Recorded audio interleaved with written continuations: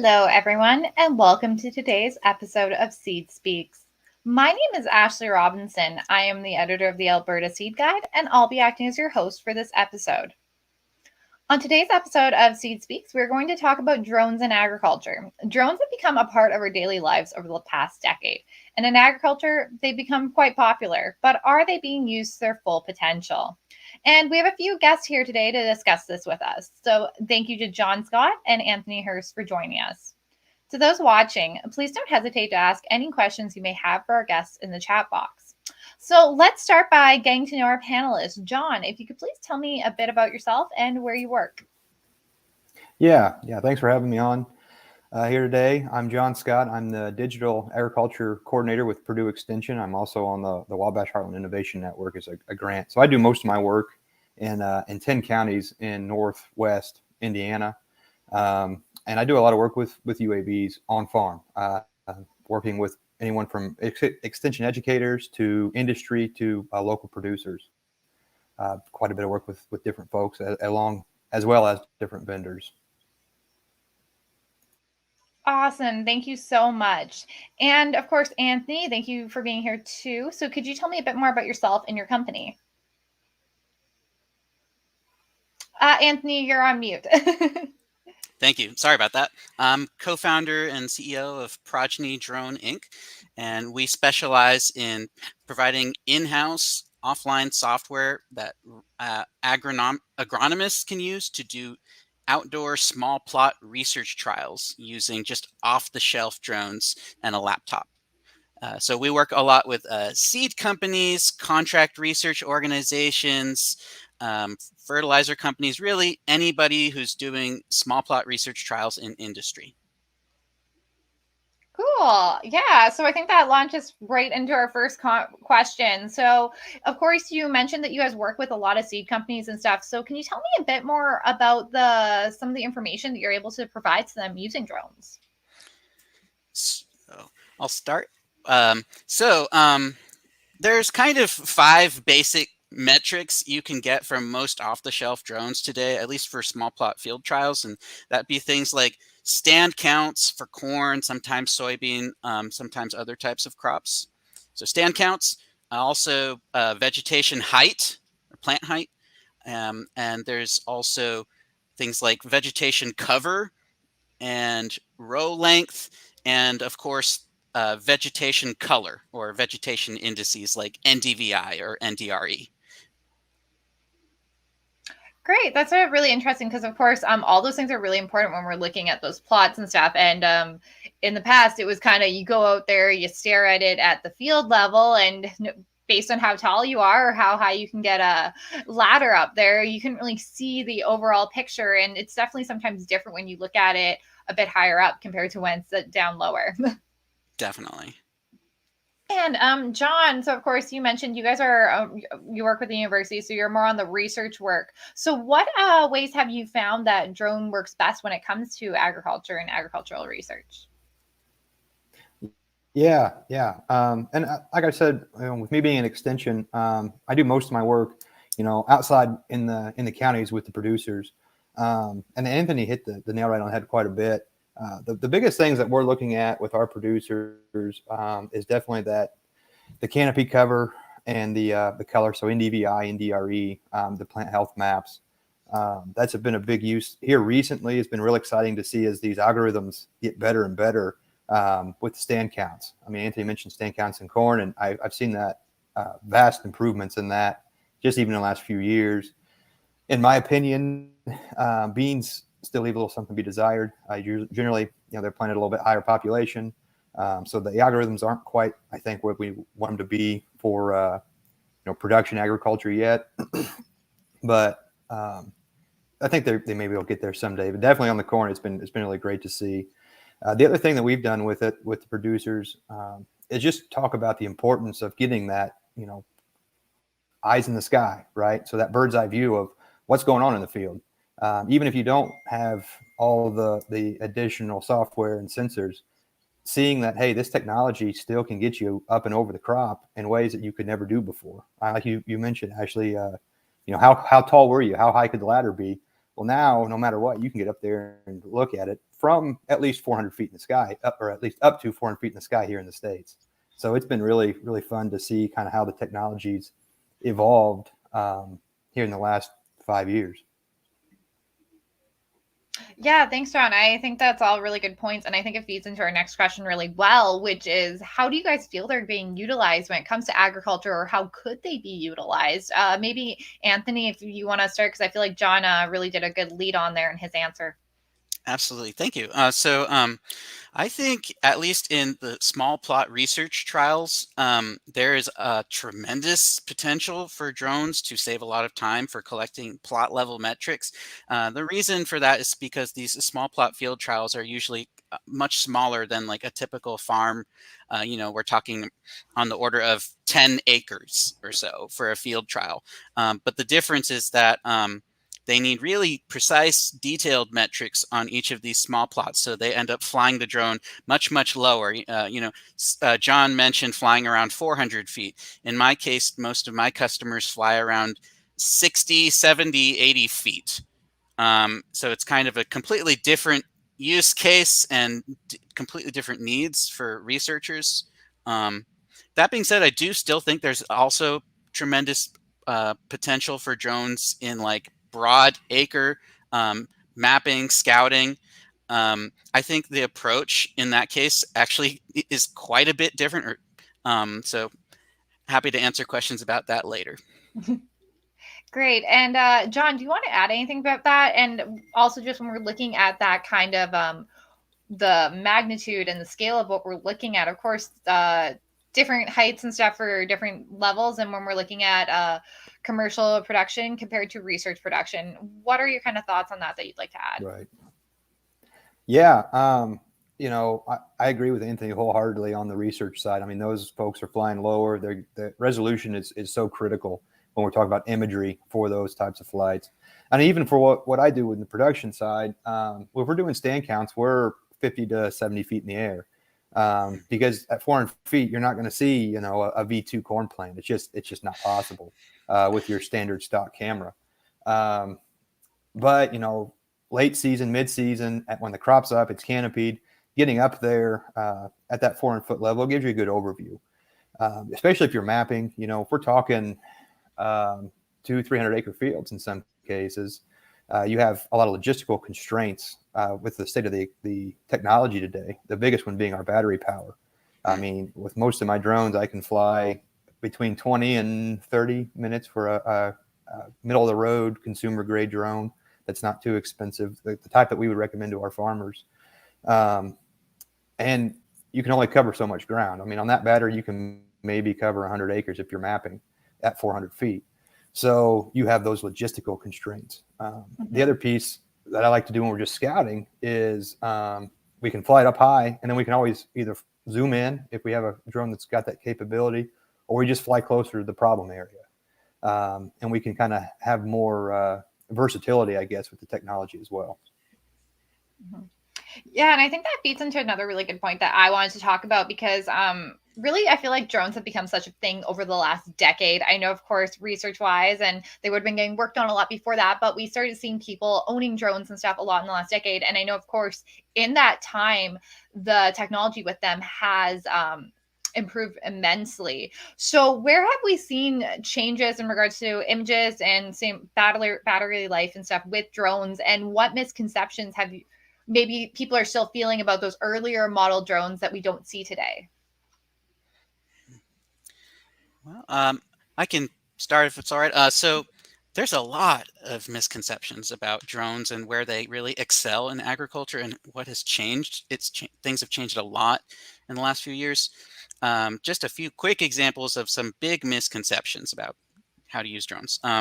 Number one is the price of consumer drones has gone down quite a bit in the last 5 years.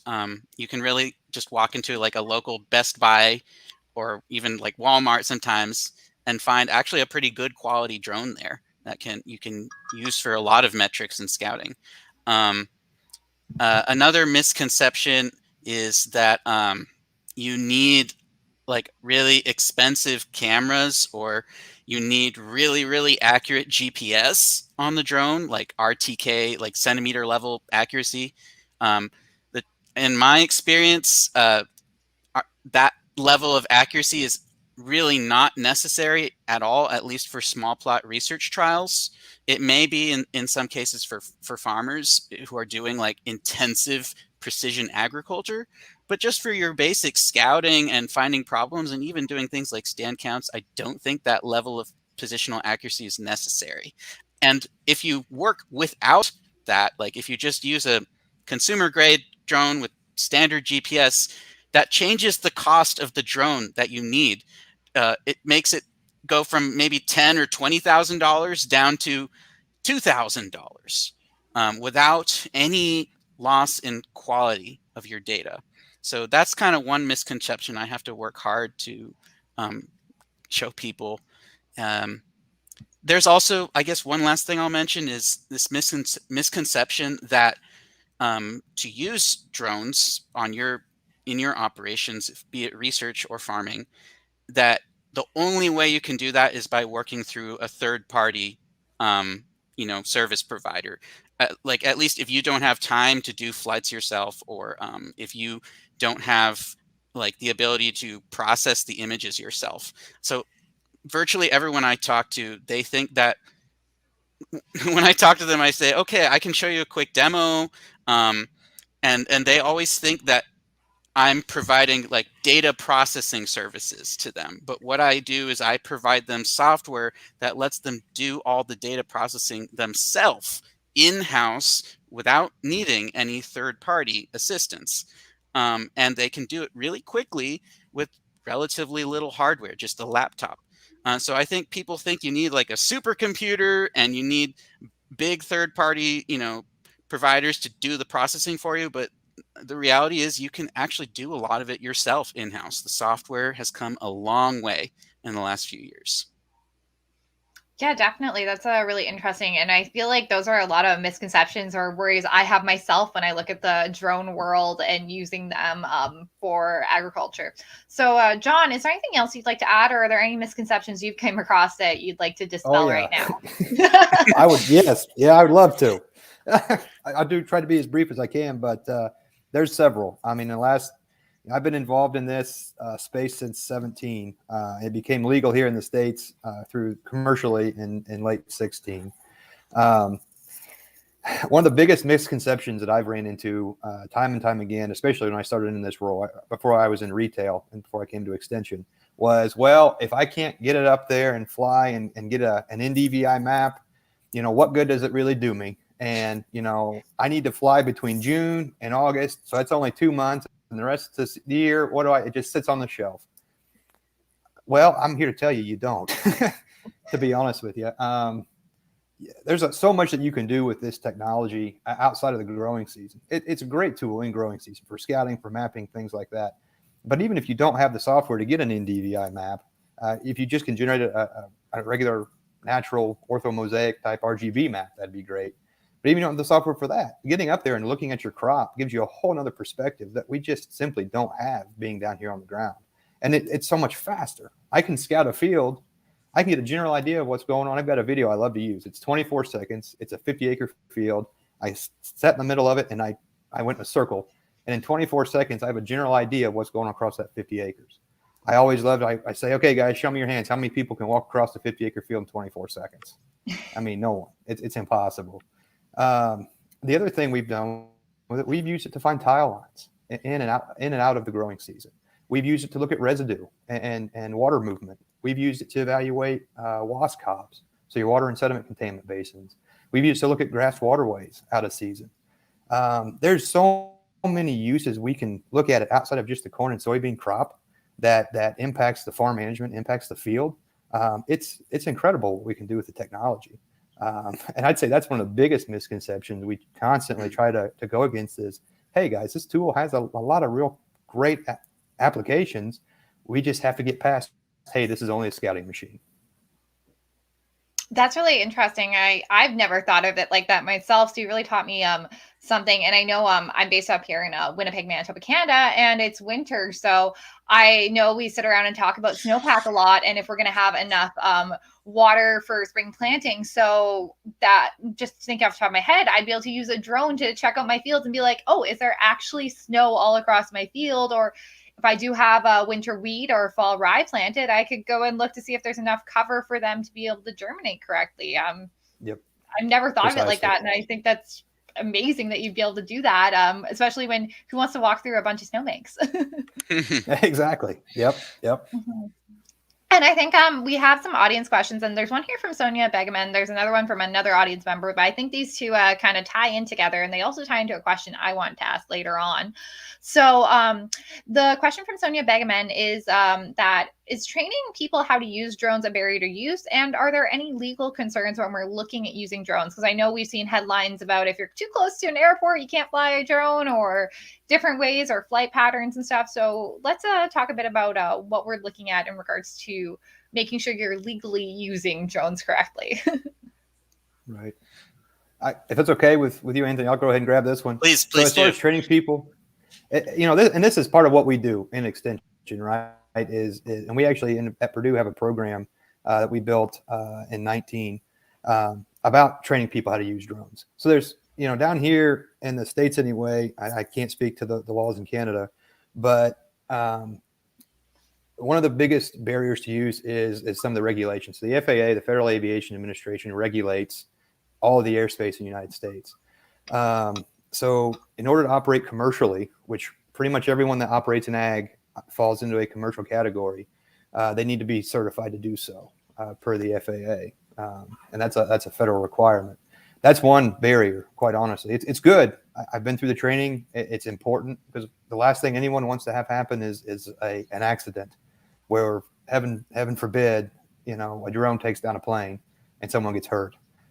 So it's a good training, but it is definitely a barrier.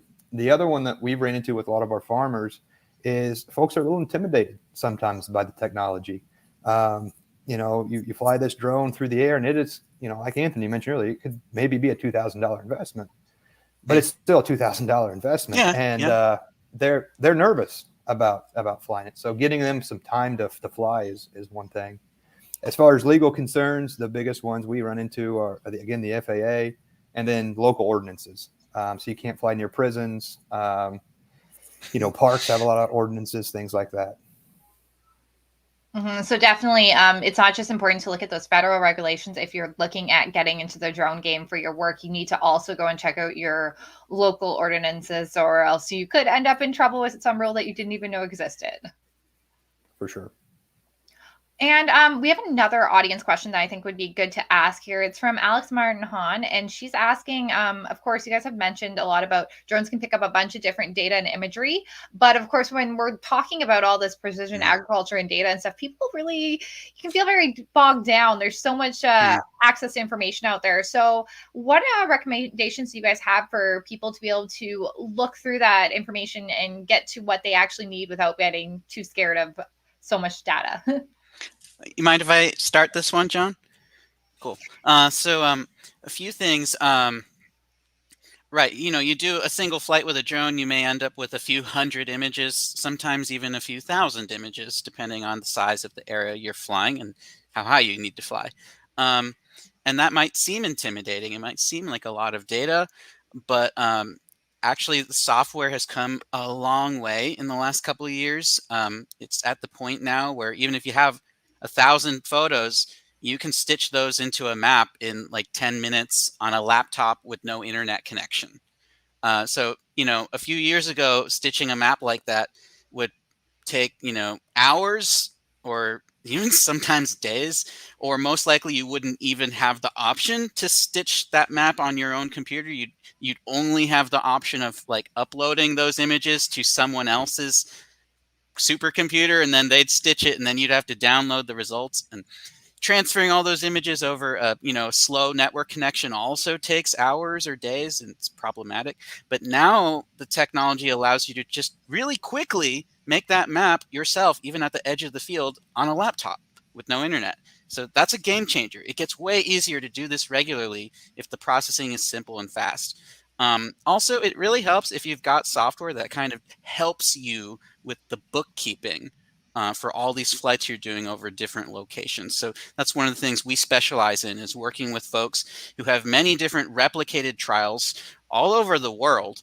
And they need to keep track of which trial is which and what flight date they flew and what camera they used and what kind of metrics they're getting. And the software, at least the one we designed, actually incorporates that into the processing. So it helps you, it makes it way easier to keep track of that data.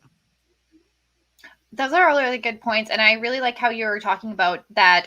Now this technology that we have allows it to people to access all these tools without having a great internet connection or even internet connection, period. Because I think that's really important. Like even before we were live on here, we were chatting about rural internet and the woes of it. And in agriculture, I feel like that is that and the weather are the two things we talk about the most these days.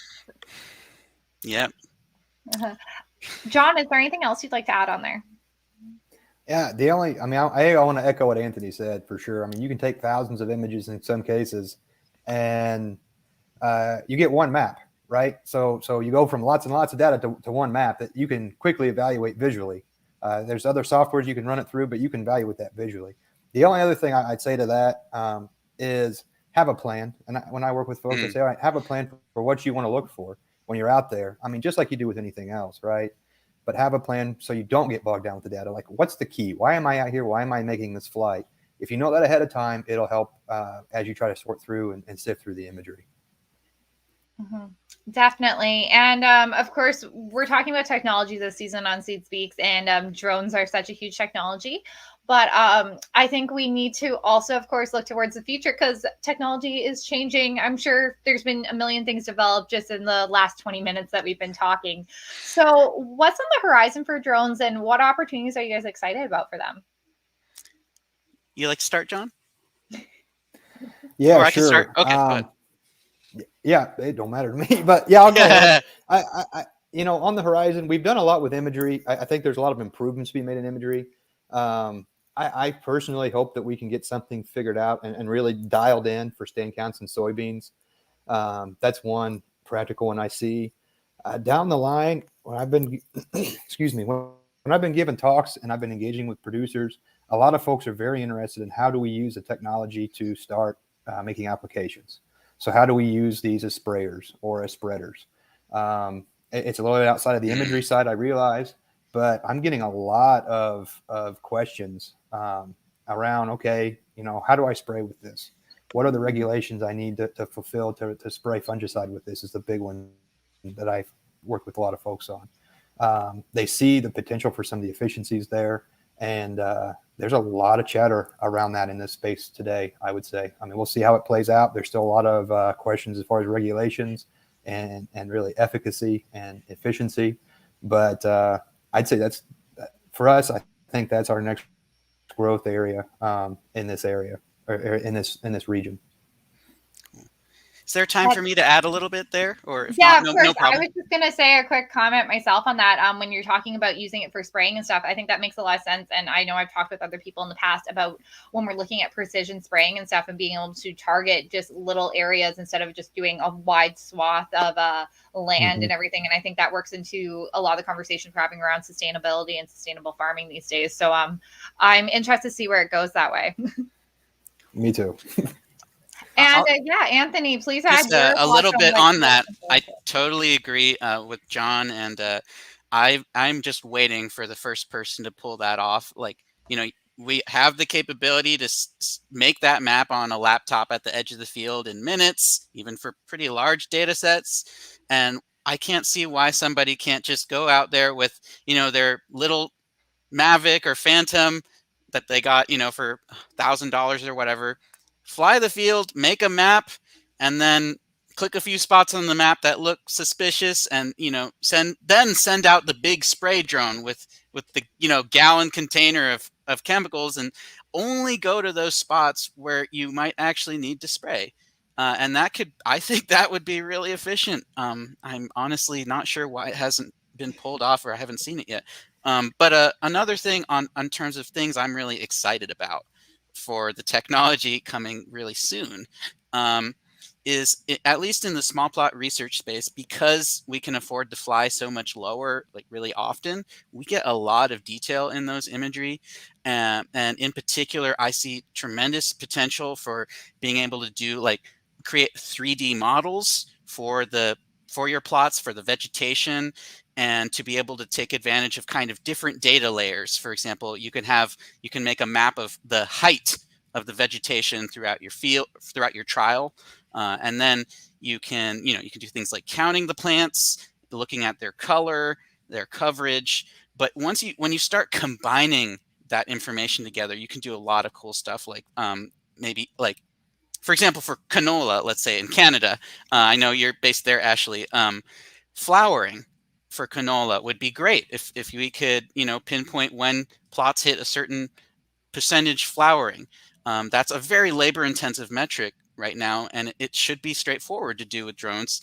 And I think, if you just had a software that would let you basically say, okay, here's the color of my flowers, find them for me, tell me how many flowers there are in my plots.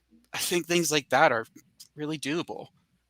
It's just a matter of, if there's going to be customers who are ready to try that sort of thing. I have high hopes, though.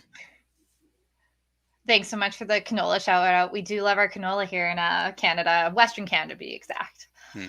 But yeah, this has been such an interesting conversation. I've learned so much, and I really hope people are watching and going to rewatch this episode and read an article that I'm going to write soon about it, because I think there's so much information out here that really makes drones much more accessible, and also just gets people more excited about the opportunities that they could use for drones.